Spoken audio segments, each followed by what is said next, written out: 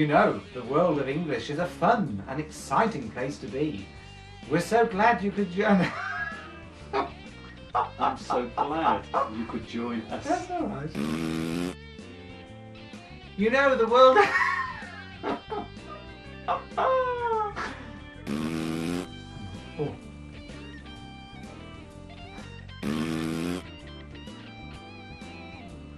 You know, the... That's been round the chair. You know, the world of English is a fun and exciting place to be. I'm so glad you could join us for another lesson.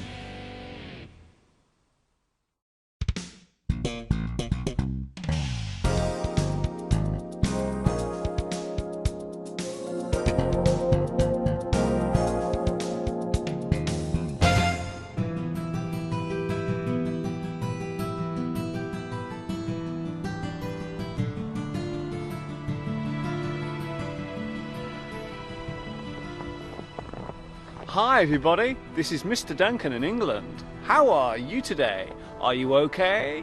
I hope so. Are you happy? I hope so. In today's lesson, we will look at the most important part of written English grammar, which is, for many, a very confusing place to be. The world of punctuation.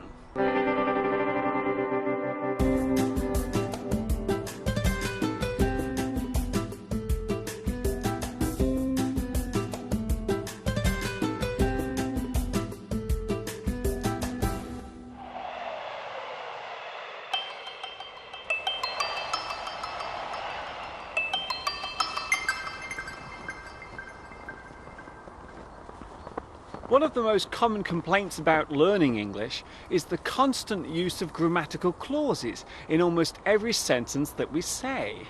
There is no better place for demonstrating this occurrence than in the written word or sentence. There are hundreds of different clauses which must be observed, although, as we will discover, some of them are used far less than they were in the past. So let's look at the basics of written grammar and punctuation. First of all, why do we need it? There is a big problem when it comes to reading text that has been written down by someone, and that is the fact that we cannot hear what the person is saying. During the process of typing or writing something, we normally have an inner voice inside our head talking as we do it. This is our way of transferring a thought into text. However, when another person reads that text, those words do not easily transfer back to the original voice. Grammar and punctuation help to give structure and meaning to the sentences that have been written down on the paper. Grammar and punctuation exist in all languages, but the rules can be very different from one to the other. It is always better to simplify the rules of English when beginning the teaching and learning process.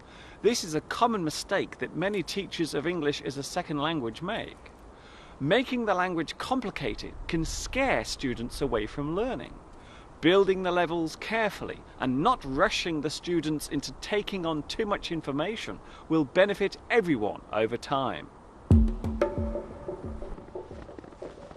So today we are looking at punctuation. The most obvious part of this must be the punctuation marks. They are the symbols which are used in all written English.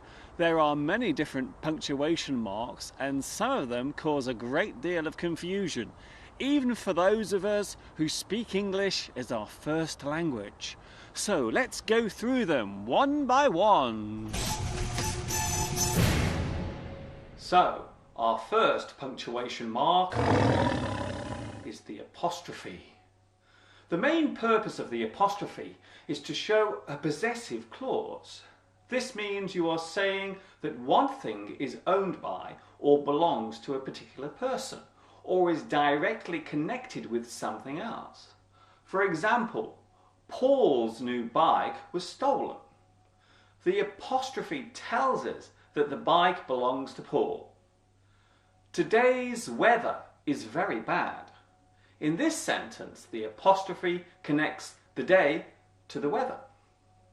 The biggest confusion with this particular punctuation mark comes when we use it in a sentence.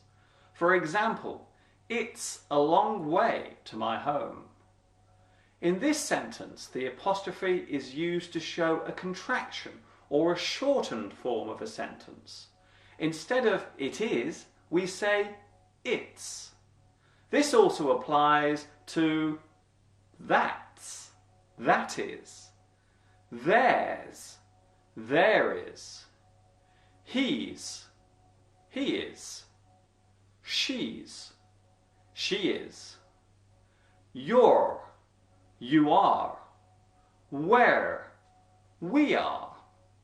However, when we use it in the possessive way, the apostrophe is not used. The bird uses its feathers for flying. When using a group noun, the apostrophe is used. For example, the girls' dresses were all red.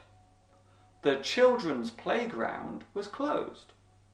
As you can see, the apostrophe is sometimes placed at the very end of the word.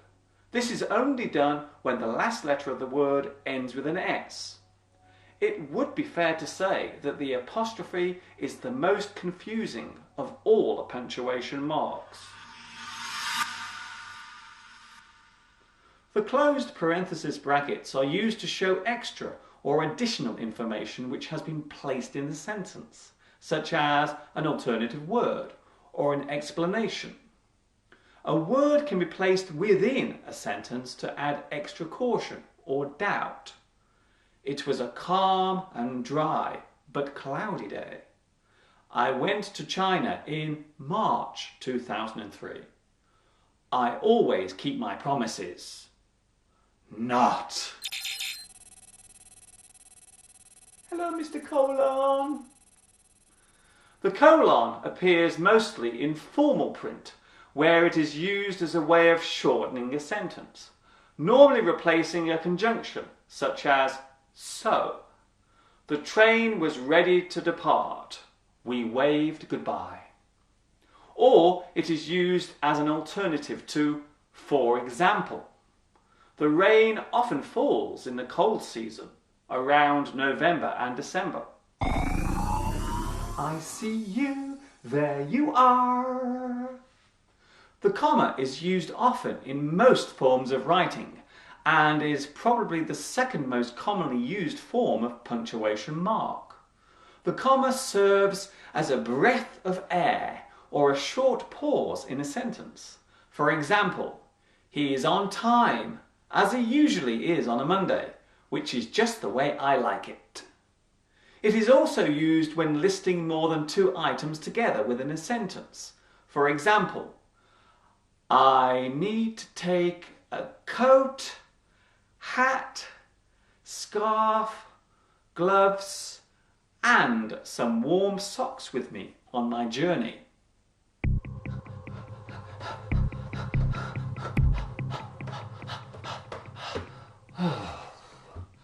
The dash is used as a way of introducing extra information into a sentence and adding continuity. It can be used in singular form or double. A single dash leads to an explanation, normally after a short breath of air. He collected his books at the right time, although he had to rush there. While a double dash acts in a similar way to brackets. He was able to climb all the way up the mountain after a short rest, half an hour, to the amazement of the crowd below.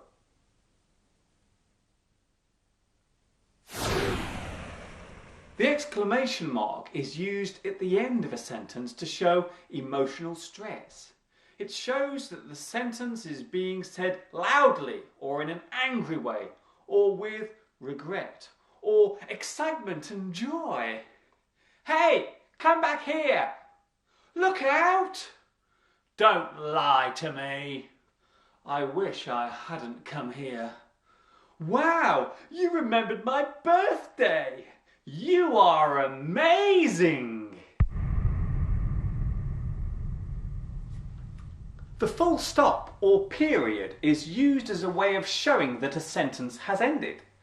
This is the most commonly used form of punctuation. Don't forget that a full stop is not needed at the end of a sentence that has an exclamation or question mark. A hyphen is used as a way of joining up two or more words. It binds them together almost as one complete word. There are some rules when it comes to using hyphens. A spelling hyphen is used to join two or more separate words together. For example, free-for-all, multi-ethnic, right-handed. Words that have a grammatical connection. Dive bomb, punch drunk, post office. These days, the hyphen is used less commonly in compound nouns such as credit card, focus group, and garden party.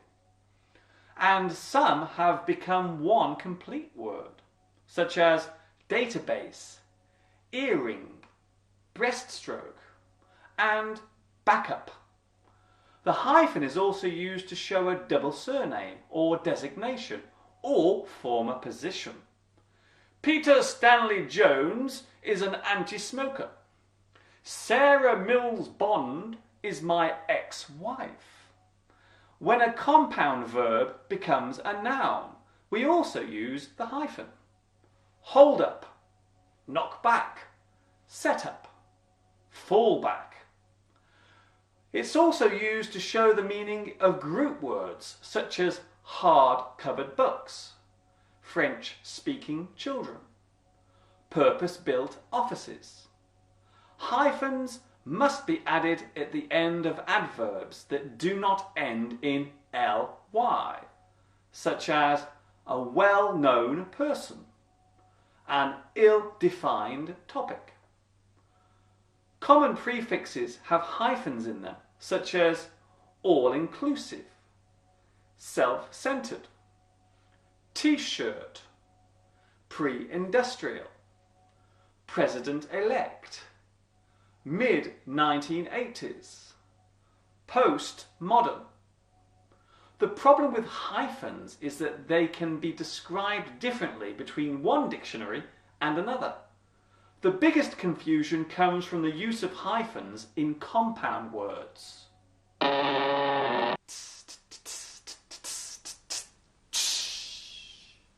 A question mark is used to show an interrogative sentence, a sentence where a question is asked and an answer is generally expected. Can I see you tomorrow? Did you bring my book? Where are you going? We also use the question mark in tag questions at the end of a sentence. We did well, didn't we? They paid you £100. For real? This new hat suits me. Yes? No, we don't like it. That's not very nice. Quotation marks. Quotation marks are used where real speech is being written. If you are writing down the exact words of someone or a sentence that they actually said, you will need quotation marks. There are two types of quotation mark, single and double. The double ones are mainly used in American English, while the single ones are used mostly in British English.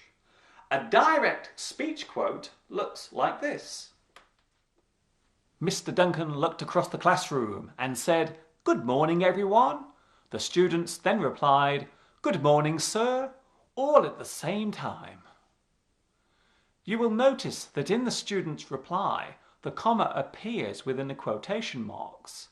This shows that the quote has ended and the describing text has come back in. If you are writing a well-known quote or phrase within a sentence, then you should also use quotation marks.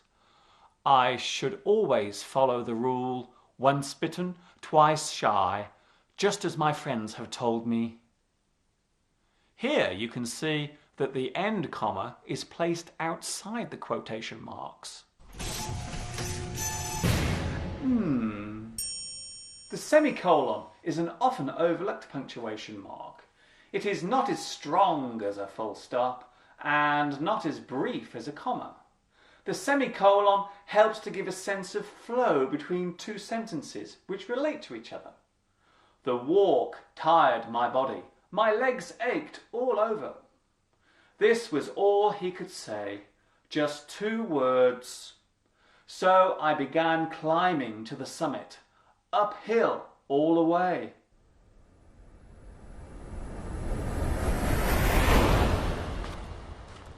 So as you can see, the world of punctuation does not have to be so confusing. The rules surrounding it are quite simple. So try to relax when writing and keep a list of all the punctuation marks in your textbook. So if you get stuck, then you can have a quick look, which will help you to remember the rules, and eventually you will not need to keep looking at the list, as it will be all up here in your head.